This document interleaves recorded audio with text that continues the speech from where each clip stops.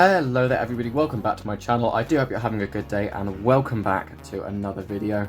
So today I had a sudden stroke of inspiration and here I am talking to you guys again. Now I think it's fair to say that over the last couple of months this channel hasn't exactly been a hive of activity. I have been doing bits and pieces over on my Instagram. I'll leave a link to that down in the description below if you're interested in checking that out. But really, yeah, I haven't uploaded I think since May in 2023. And of course now it's the first week of January in 2024, so that's not a particularly good upload record.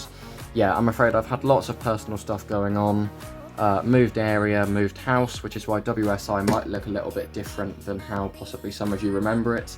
So it's now in my bedroom in the new house, so we have white walls instead of the garage.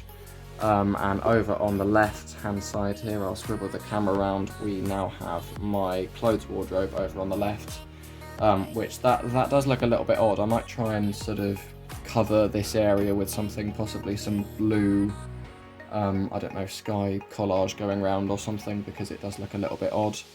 But yeah, today I had a sudden stroke of inspiration and so I got the camera out and we're just going to do a quick review of this little Austrian Airways Fokker 100. I picked this up a couple of months ago from the aircraft model store, I think for possibly £37. Let's just get it out and take a look at it. Yeah, I got this on an impulse purchase possibly in August or September last year, and I think probably with shipping I paid maybe about £43 for it, which puts it at what, £38 for the model.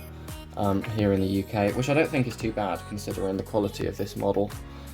These Gemini Jets Fokkers are, by all accounts, really good. This is actually the second one I've got. You'll have seen the first one if you watched the channel last year, because I had this KLM Fokker 70 come in, which is the shorter version of the Fokker 100.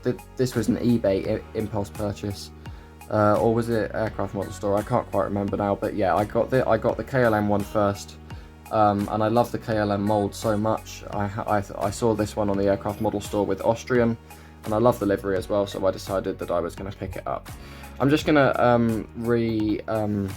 refocus the camera and move the camera so that you guys can take a little bit of a closer look at this with me, and I'll be back at you with a second. So then, let's take a little bit of a look at this model more closely then. Now, as you can see, it does generally look fairly well proportioned. On this version of the Fokker, it is slightly easier to see sort of the distinction, especially around the cockpit area. If you watch the videos in the last couple of months, you'll also have seen that I acquired this Fokker, which is the one in the KLM livery. This is a Fokker 70, which is the shorter version of the Fokker 100.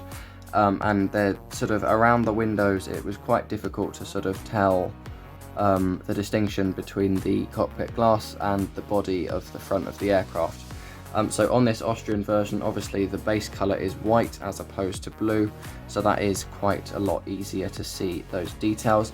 And there are a lot of details. I mean, just as one small example, I can see the tiny little Star Alliance logo in front of the R1 door there. And generally speaking, the detail is really good. I mean, there's all sorts of detail down by the forward cabin, the forward hold entrance, and so generally the quality is really very decent. Let's take a look at the wings.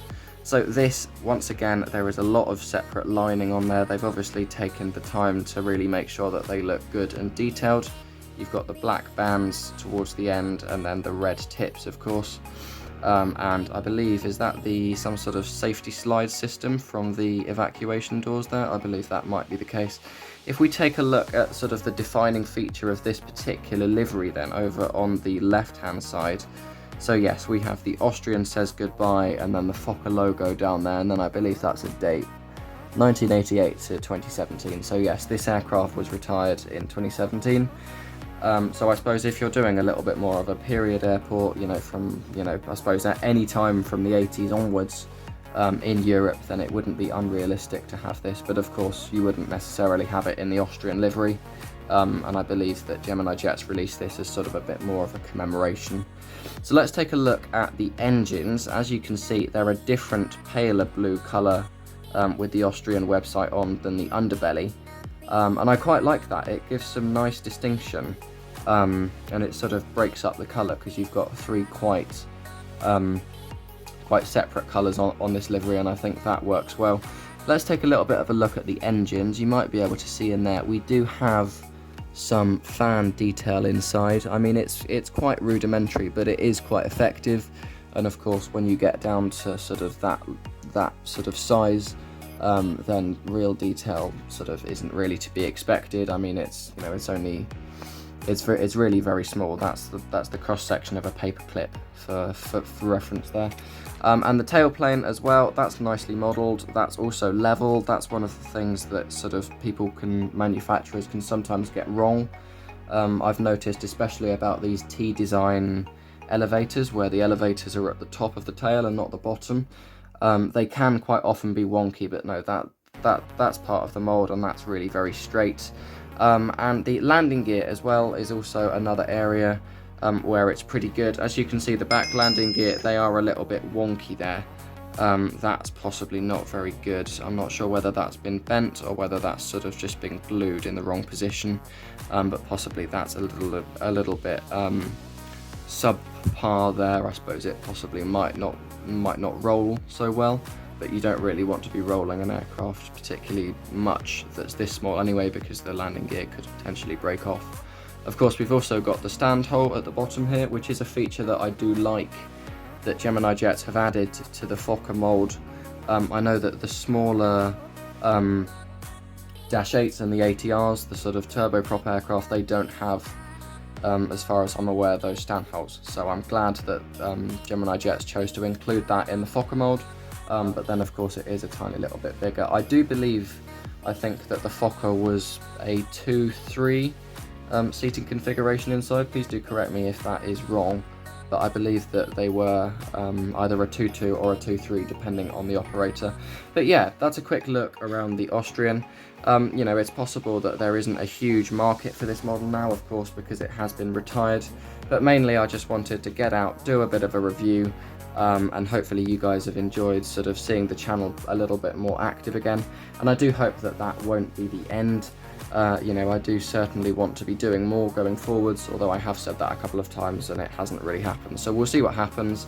But for now, thank you very much for watching. I really do appreciate all your support, especially over on Instagram. I will leave a link down there below if you want to DM me, you've got any ideas, or you just want to sort of become part of that community on there, then yeah, I'll leave a link to that down in the description for you. But for now, I'm going to say thank you very much for watching, and I will see you in the next video. Bye!